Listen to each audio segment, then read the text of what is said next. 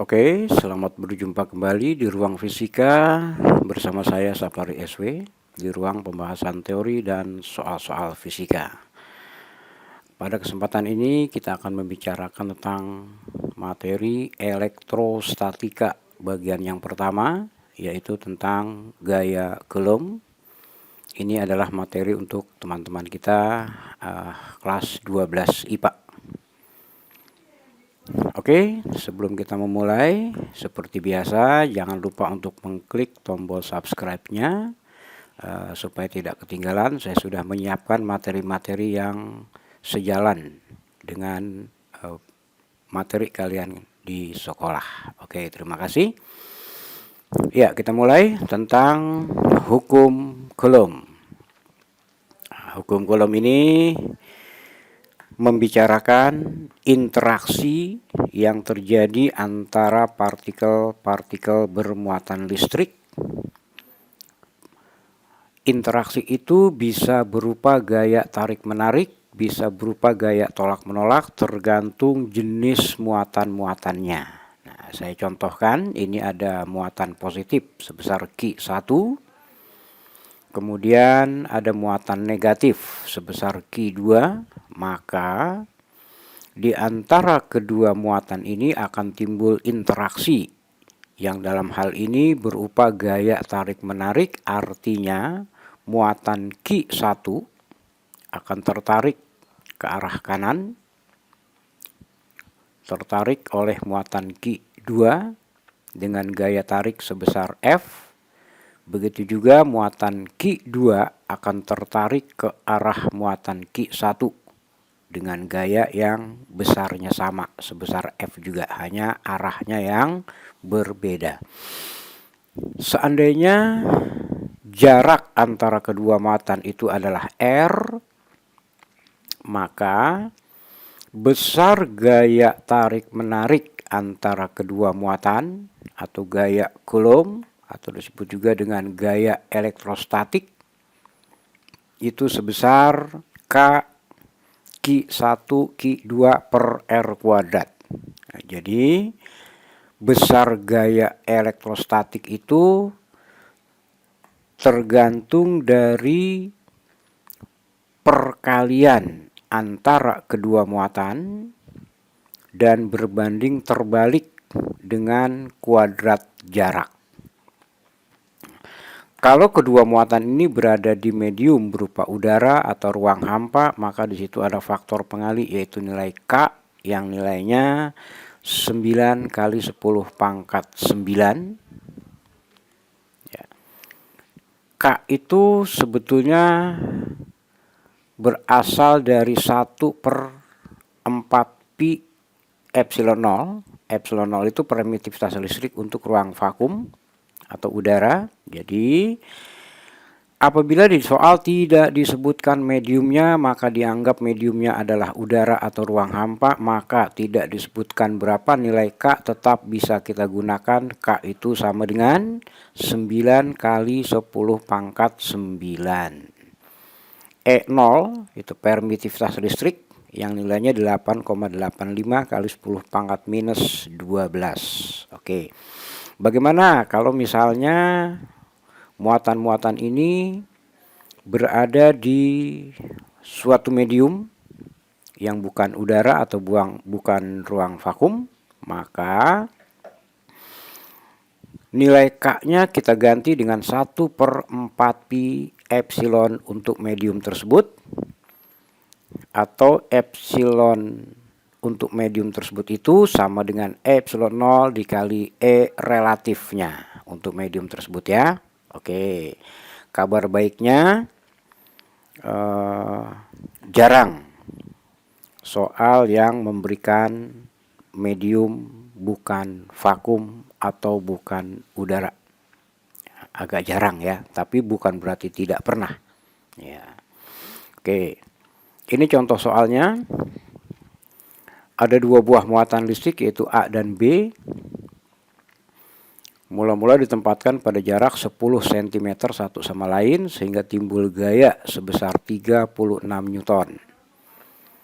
Jika jarak antara A dan B diperbesar menjadi 30 cm, maka gaya tarik-menarik keduanya menjadi berapa? Oke, ini hanya sebuah perbandingan saja. Pada saat jaraknya 10 cm, gayanya 36 Newton.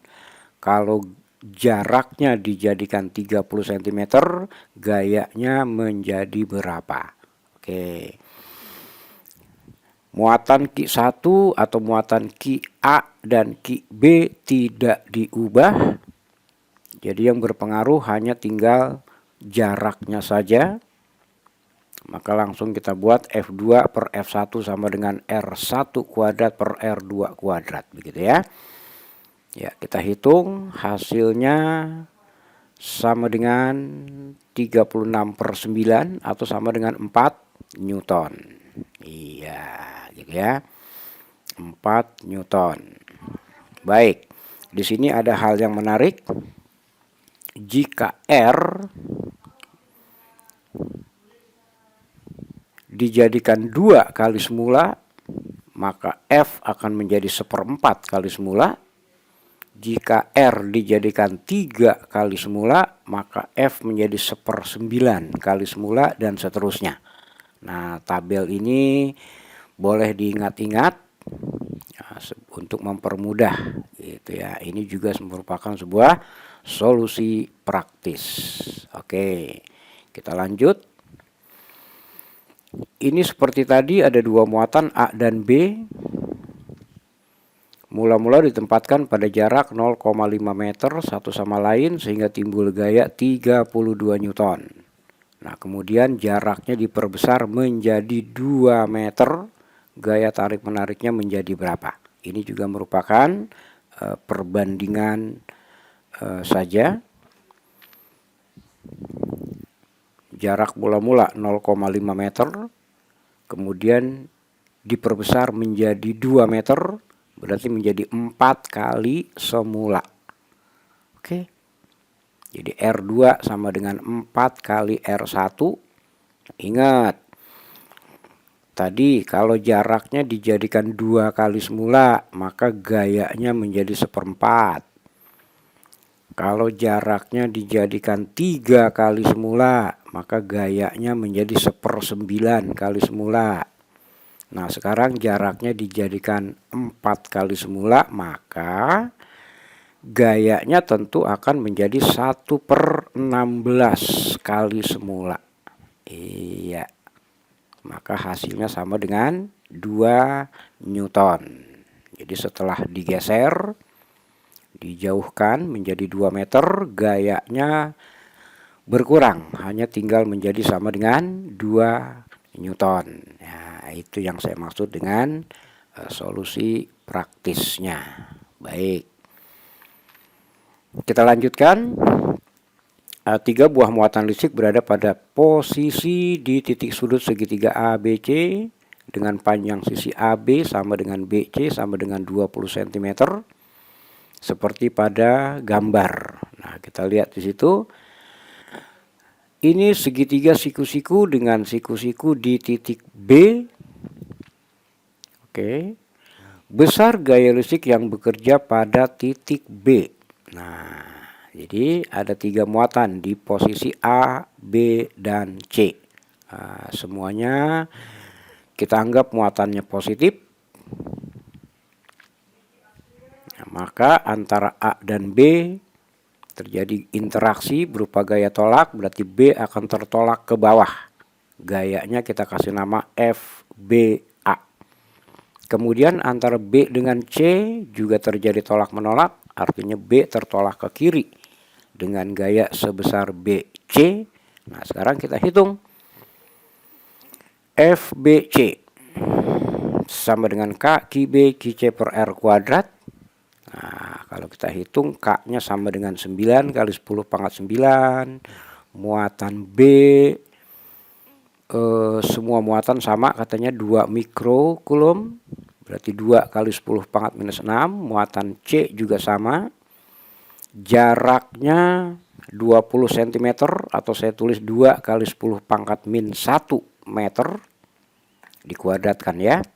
Maka kita hitung hasilnya 0,9 Newton. Kemudian kita hitung lagi FBA. Kebetulan sama ini. Karena muatan B, muatan A, muatan C sama. Jarak BC sama dengan jarak AB. Maka FBA sama dengan 0,9 Newton. Nah, sekarang ingat konsep perhitungan resultan vektor. Kalau ada dua vektor yang saling tegak lurus, seperti gambar soal yang saya buat, FBA dengan FBC itu tegak lurus, maka menghitung resultannya tinggal menggunakan Pythagoras.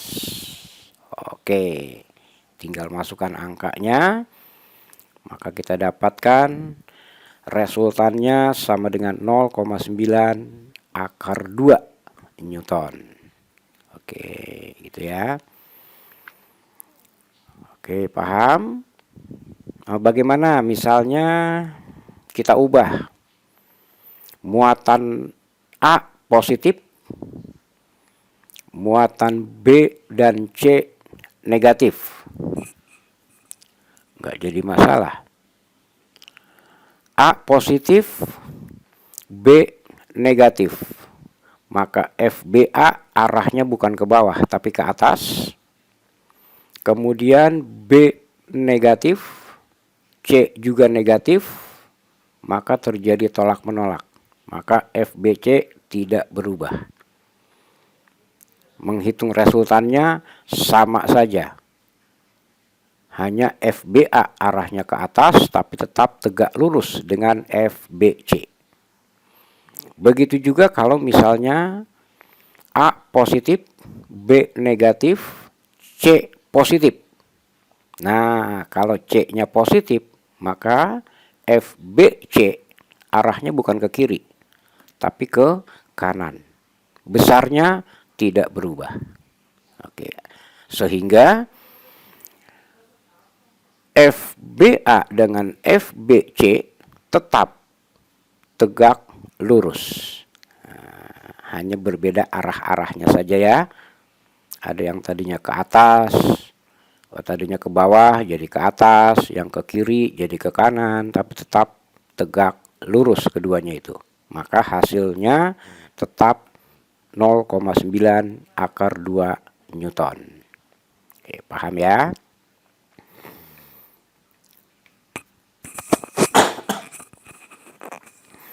Oke, kita lanjutkan. Ada 3 buah muatan, Q1, Q2, dan Q3, masing-masing 20 mikrokulom, menempati titik-titik sudut segitiga sama sisi, dengan panjang sisi 10 cm, seperti pada gambar. Berapa besar gaya kulom yang dialami oleh muatan Q1? Nah, kita lihat dulu Q1 yang mana itu. Oh, Q1 itu yang di atas ya. Oke. Semua muatannya positif. Antara Q1 dan Q2 terjadi tolak menolak sehingga Q1 mengalami gaya F12, arahnya nyerong ke atas seperti yang saya buat.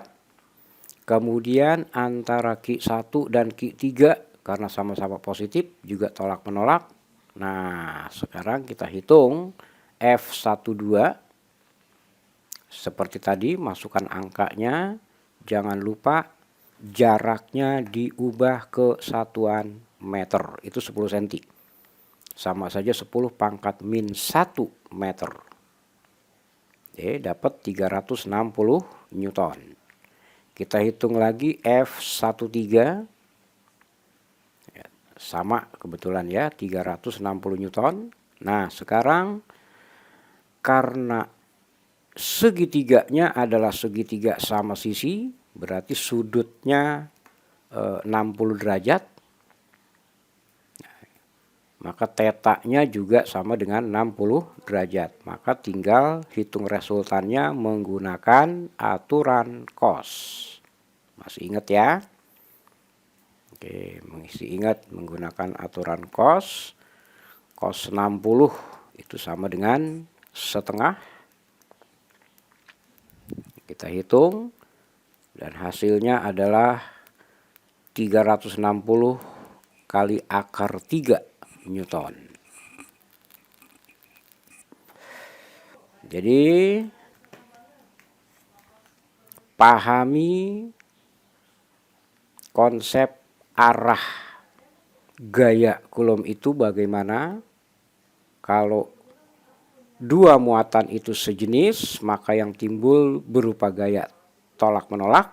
Kalau tidak sejenis, berupa gaya tarik menarik. Satu konsepnya.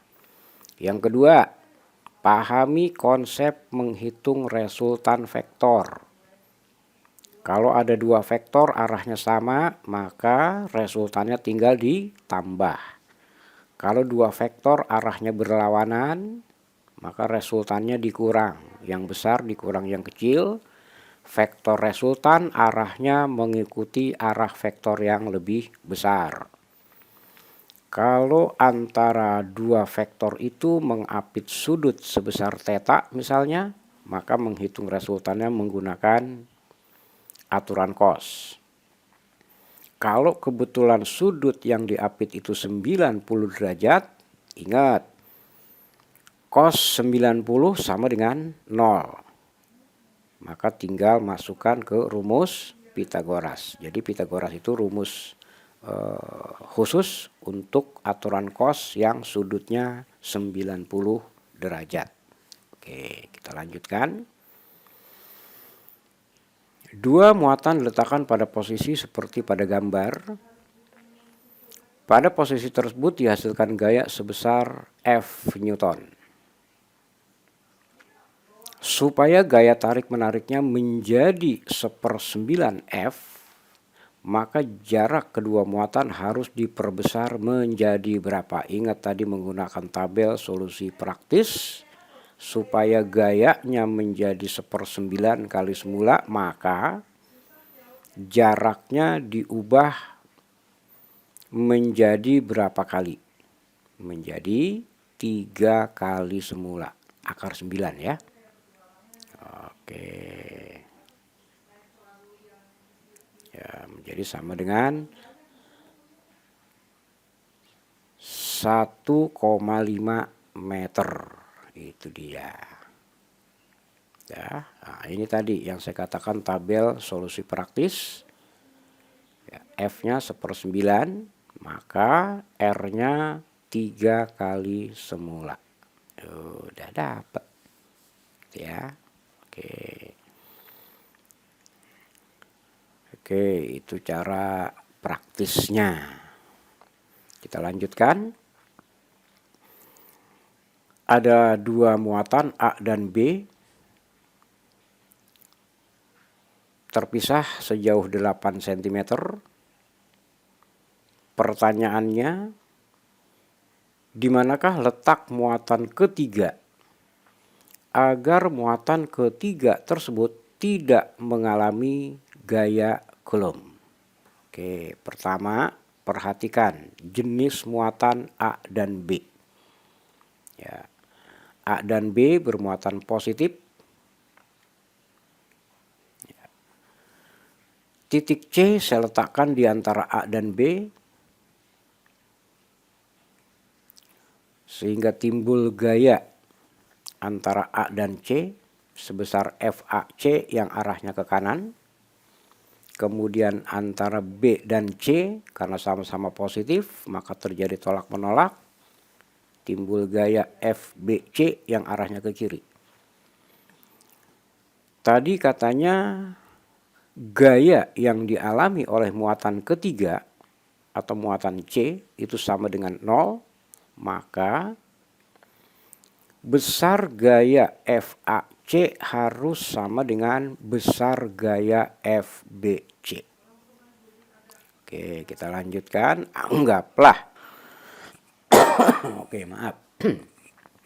Anggaplah jarak antara A dan C itu adalah X, berarti jarak antara B dan C adalah 8 dikurang X. Kita lanjutkan. Ruas kanan, ruas kiri, K-nya dicoret saja. Begitu juga dengan Ki C di ruas kiri dan Ki C di ruas kanan, kita coret saja. Maka tinggal kita dapatkan Ki A per RAC kuadrat sama dengan Ki B per RBC kuadrat. Nah, kita masukkan angkanya. Ki A itu 9 mikrocoulomb dan B 4 mikrocoulomb. Supaya kuadratnya itu bisa hilang, gampang. Kita akarkan aja semuanya, maka kita dapatkan 3 per X sama dengan 2 per 8 min X. Tinggal kita kalikan silang. Oke, maka kita dapatkan X sama dengan 24 per 5 sama dengan 4,8 cm. Oh, berarti muatan ketiga itu berjarak 4,8 meter dihitung dari muatan A. Itu ya. Oke, itu dia jawabannya. 4,8 cm dari muatan A. Oke, dapat ya. Nah, ini cara praktisnya. Kita letakkanlah muatan C itu di antara A dan B sedemikian sehingga 9 mikrocoulomb kita akarkan menjadi sama dengan 3. Kemudian 4 akar 4 sama dengan 2.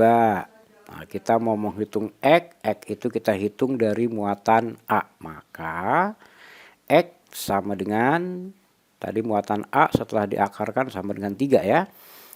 Kalau muatan B menjadi sama dengan 2. Maka X sama dengan 3 per 3 plus 2 dikali jarak kedua muatan 8. Hasilnya 4,8 cm. Nah, gitu cara solusi praktisnya. Nah, ya, kita akarkan muatan A dan muatan B. Oke, paham ya? Nah, ini ada contoh soal SMPTN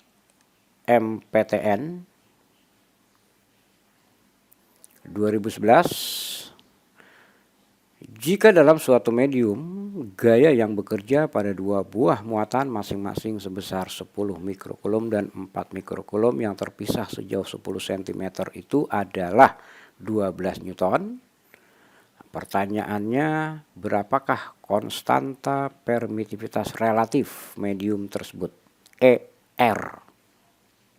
Nah, tadi rumus dasar yang kita ajukan pertama adalah F sama dengan K Ki 1 Ki 2 per R kuadrat. K-nya kita ubah dulu menjadi sama dengan 1 per 4 pi epsilon 0. Ini untuk medium udara. Untuk medium selain udara atau suatu ruang yang bukan ruang vakum, maka epsilonnya kita gunakan E medium tersebut.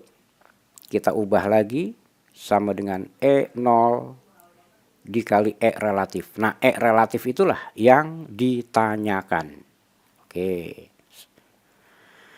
Kalau begitu boleh dong kita tulis sama dengan K Ki 1 Ki 2 per epsilon relatif dikali R kuadrat. Oke.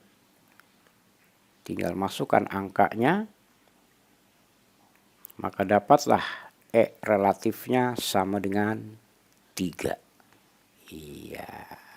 Jadi soal tes ke-PTN itu pun banyak yang masih dalam jangkauan kemampuan. Waktu pengerjaannya pun tidak memakan waktu yang panjang. Apalagi kalau kita sudah banyak berlatih menghitung cepat, gitu ya. Oke, kita lanjut. Dalam sebuah awan mendung, ini soal UM-UGM ya. Bagian atas awan bermuatan positif dan bagian bawah bermuatan negatif karena induksi oleh muatan bumi. Bagian atas awan bisa bermuatan sebesar positif 40 coulomb dan bagian bawah negatif 40 coulomb.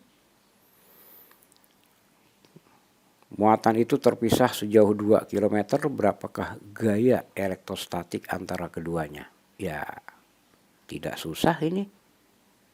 Tinggal masukkan ke persamaan. Ya, Q1, Q2. Oh ya, penting saya sampaikan, pada saat menghitung berapa besar gaya F, gaya elektrostatik berapa besarnya, tanda positif atau tanda negatif pada muatan kita abaikan.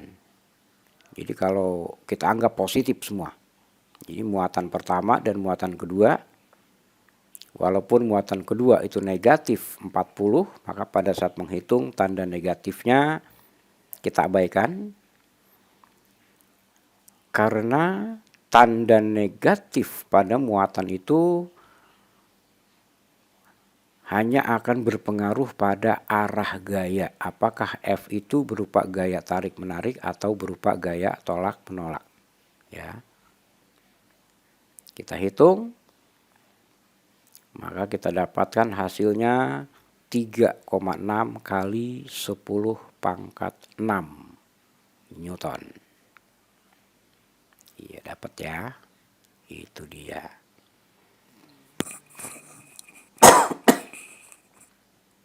Ya, kita lanjut lagi. Ini juga soal tes KPTN UM-UGM tahun 2013, partikel A atau muatan Ki A dan partikel B atau muatan Ki B, keduanya diletakkan pada sumbu X dengan partikel A di X sama dengan A dan partikel B di X sama dengan negatif 2A. Kita buat gambarnya. Itu muatan A di X sama dengan A dan muatan B berarti di sebelah kiri sumbu koordinat sejauh 2A. Pertanyaannya,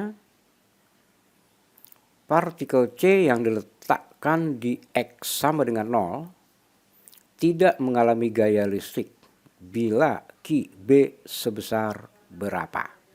Oke, jadi di sumbu koordinat di X sama dengan 0 itu ada muatan positif yang katanya tidak mengalami gaya. Artinya besar gaya FAC harus sama dengan FBC. Oke.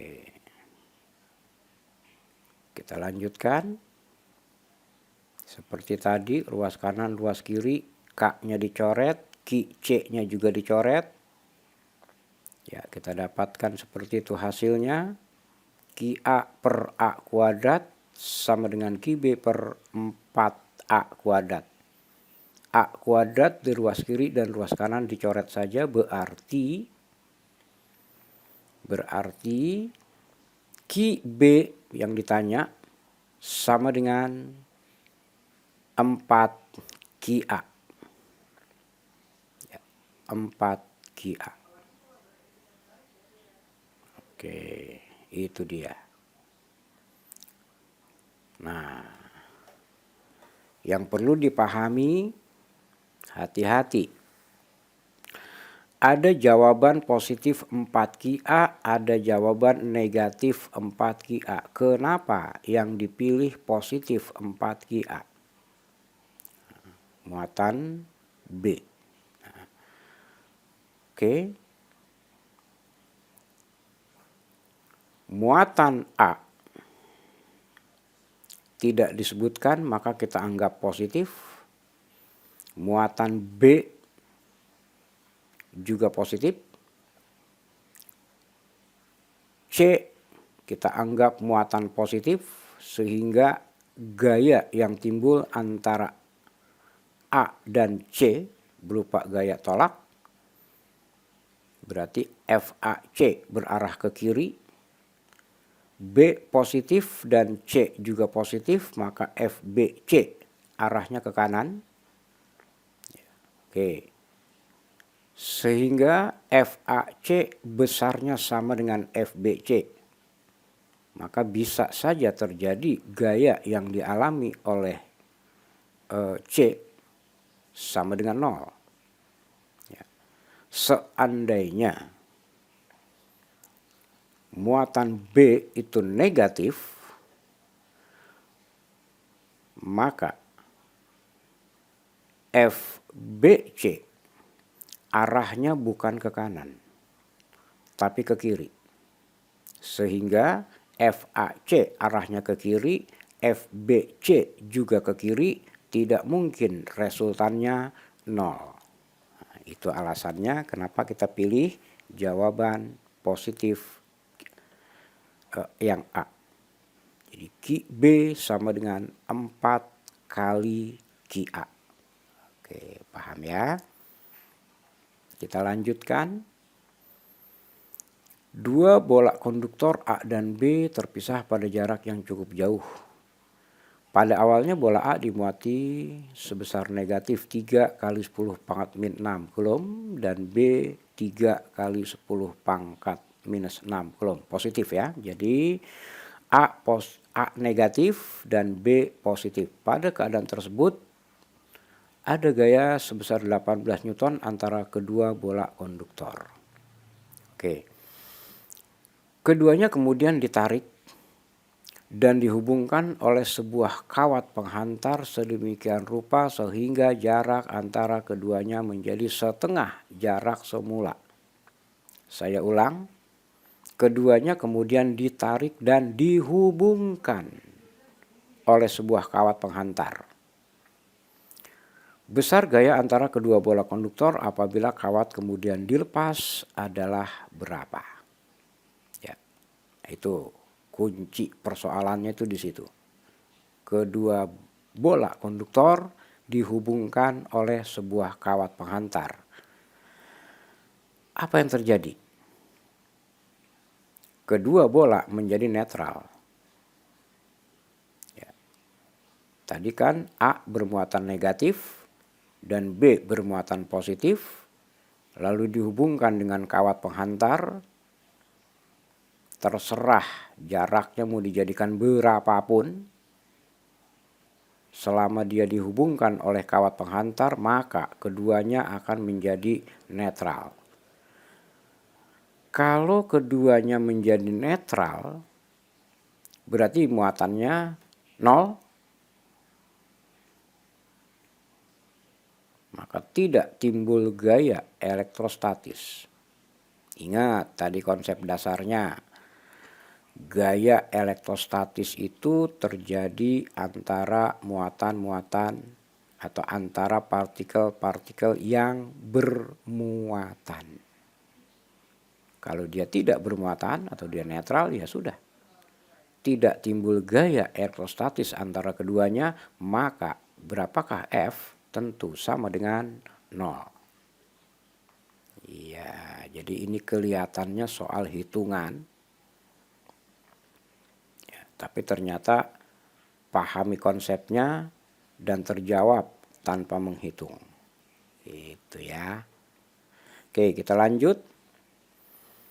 Sepasang benda bermasa M dan bermuatan Q digantung seperti pada gambar. Massa tali dan semua jenis gesekan diabaikan. Jika konstanta kelistrikan adalah KE dan percepatan gravitasi bumi adalah G, maka pernyataan yang benar dinyatakan dalam M, theta, L, dan D adalah yang mana? Oke. Karena kedua benda itu bermuatan, maka yang terjadi tolak-menolak sehingga kedua benda itu akan saling menjauh dan terpisah sejauh D katanya. Kita bikin ya, itu ada F. Nah sebenarnya benda kedua, benda yang di sebelah kiri juga mengalami gaya sebesar F, arahnya ke kiri ya. Tapi saya gambar satu saja yang kanan. Kemudian dia terpisah sejauh D, sudah tidak berubah lagi. Kenapa? Karena ada keseimbangan gaya-gaya yang bekerja pada sistem. Ada gaya, itu gaya berat. Talinya juga punya gaya atau ada gaya tegangan tali. Maka Kalau mau diselesaikan dengan konsep kesetimbangan, maka bisa kita proyeksikan gaya-gaya yang belum terletak pada sumbu X atau sumbu Y.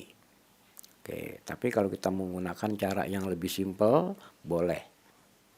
Ya, kita perpanjang saja tegangan talinya itu. Itu ada sudut theta antara F yang saya kasih warna merah dan W yang ke bawah merah saling tegak lurus, maka saya bisa gunakan tangen theta. Tangen theta sama dengan F per W, ingat ya, tangen itu perbandingan antara panjang sisi di depan sudut dengan di sampingnya. Oke, berarti sama dengan F per W. Kita lanjutkan. F-nya ganti dengan K Q1 Q2 per R kuadrat. Karena Q-nya sama, muatannya sama, maka saya kuadratkan saja. Jarak antara kedua benda atau itu adalah D. Maka R-nya saya ganti dengan D. Nah, dapatlah Q sama dengan akar D kuadrat MG tangen theta per KE. Nah, itu dia. Ini juga kita gunakan solusi praktis daripada berlama-lama menggunakan cara proyeksi gaya-gaya dengan konsep keseimbangan. Oke, dapat ya. Nah, ini soal yang mirip konsepnya dengan soal sebelumnya.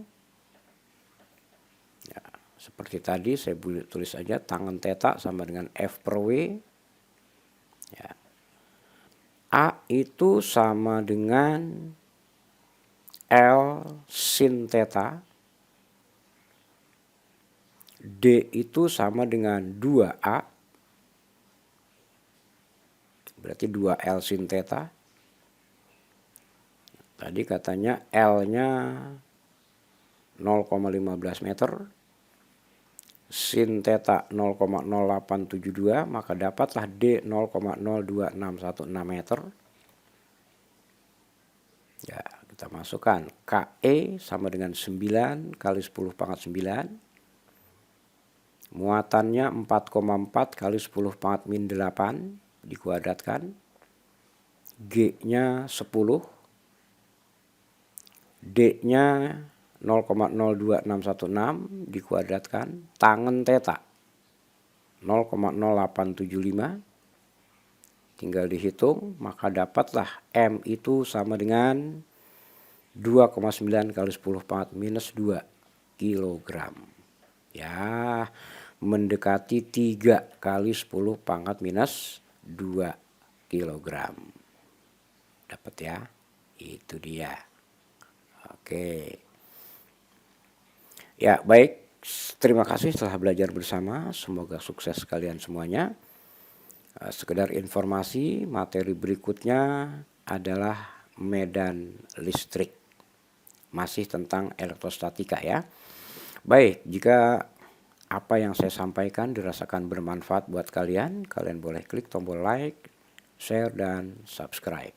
Oke, terima kasih. Salam dari saya, Sapari SW. See you next time.